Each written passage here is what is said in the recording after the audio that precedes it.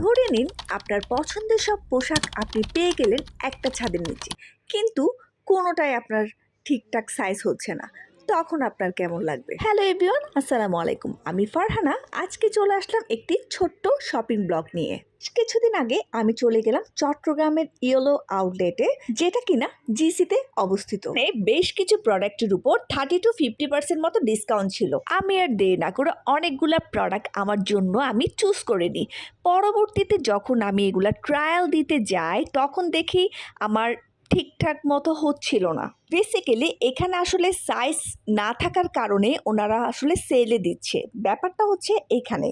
পরবর্তীতে আমার ভাগ্যে এটাই জুটল। এটার কাপড়ের কোয়ালিটিটা অনেক বেশি ভালো ছিল এবং যথেষ্ট পরিমাণে কাজ করা ছিল।